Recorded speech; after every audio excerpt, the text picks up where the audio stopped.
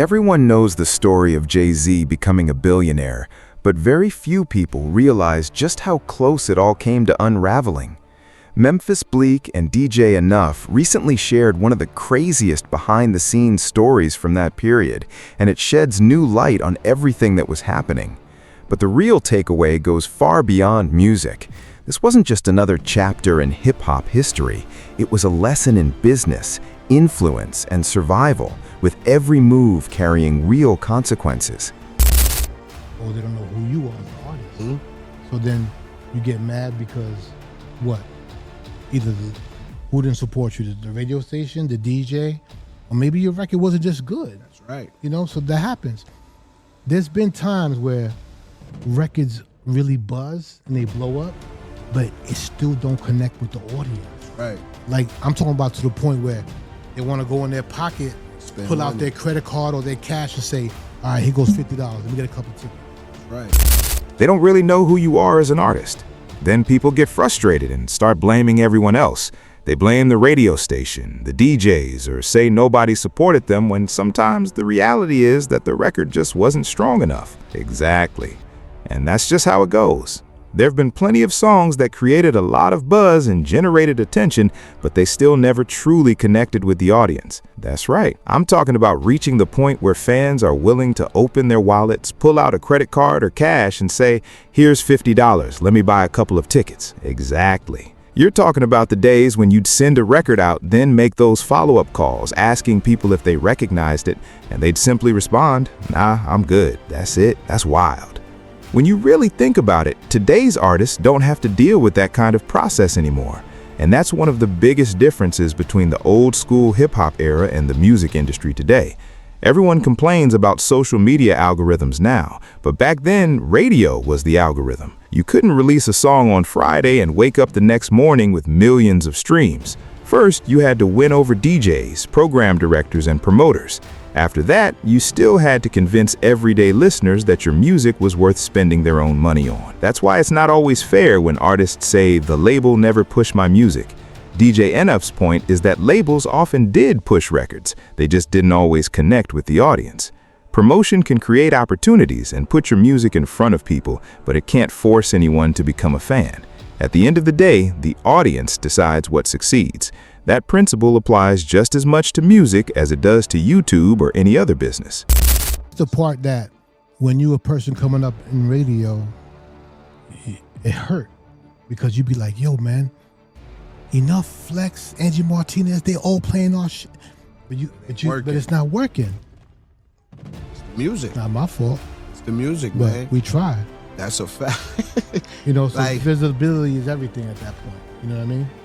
And outside of radio, to me, like when I was coming up, finally crossed the bridge, getting into the music business, like y'all party scenes, my G, I don't give a fuck. Even to this day, I don't care. Camilo could put his name on a fucking rodeo party. He's a GOAT, bro. They showing up. He's a GOAT. And it started from you. You created that wave and it trickled down to the family, the whole team. Like your party, y'all set the destination for New York where I feel like people flew in just to come to your parties. Yeah.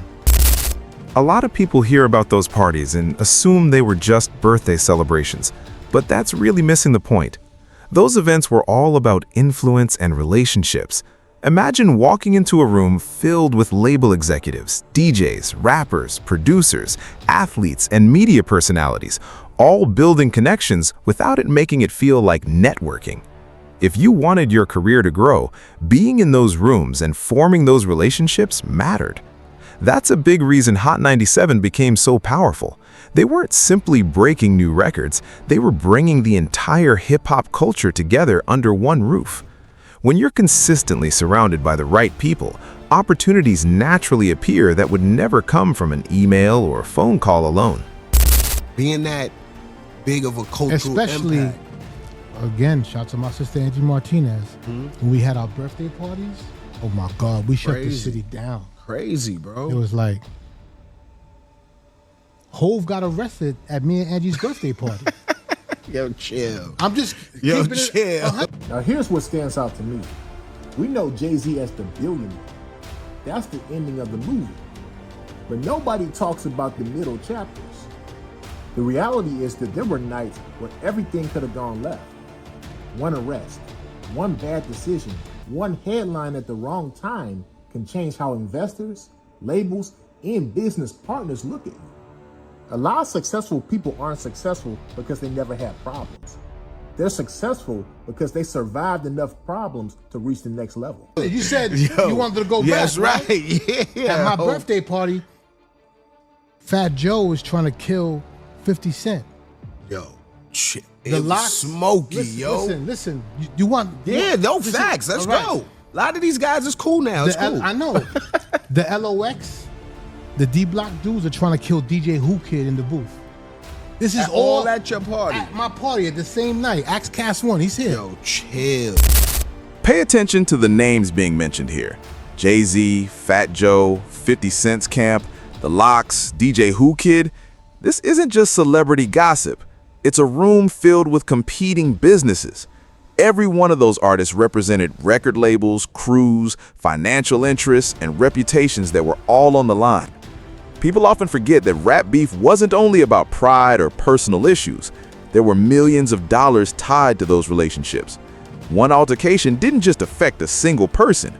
Tours could be canceled, business partnerships could fall apart, security costs would increase, and even insurance arrangements could change. That's why this story is much bigger than simply asking who argued with whom. Am I lying? Nah. Cash said it's facts.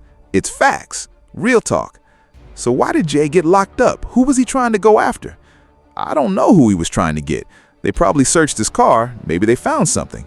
He had the blick. I think so. He had the blick. Told y'all, project baby. Better stop messing around before you find out. I also think this conversation explains why so many people from that generation value longevity above everything else. Everyone celebrates becoming wealthy, but staying in the game long enough to reach that point is the real challenge. Plenty of incredibly talented artists never fulfilled their potential because they got caught up in situations that had nothing to do with making music. Jay-Z eventually went on to build billion-dollar businesses, but before any of that happened, he still had to make it through moments like the one they're describing. That's a lesson that extends far beyond hip-hop. Sometimes success isn't about making one brilliant decision, it's about avoiding the one mistake that could end your journey altogether. Fuck around, you find out. Yo, it happens, man. I get it. Yo, we had some of the best birthday parties. Yeah, man, that era was ill, man. Y'all had the city going crazy, my G. Any party you ever brought me to was out the door sold out, bro. Like crazy, my G. It was always like back then to me, like walking in the Hot 97 during this peak years, man, like I told you, that's a historic, just saying Hot 97 just meant everything. And that's exactly why I paused the clip a few times instead of just letting it run straight through. The unbelievable stories are what pull people in, but it's the business lessons underneath them that really stay with you. Every person they mentioned eventually built something far greater than just a music career, but before any of that success arrived, they spent years navigating pressure, industry politics, and unpredictable situations along the way. So let me leave you with this question. Do you think Jay-Z ever becomes a billionaire if one bad night had completely changed the course of his career? And what's the biggest takeaway from this story? Is it the value of building the right relationships, the importance of staying out of trouble, or simply surviving the game long enough to take advantage of bigger opportunities? Let me know what you think in the comments below. And if you enjoyed the video, don't forget to like, subscribe, and turn on notifications for more content. Thanks for watching, and I'll see you in the next one. Peace.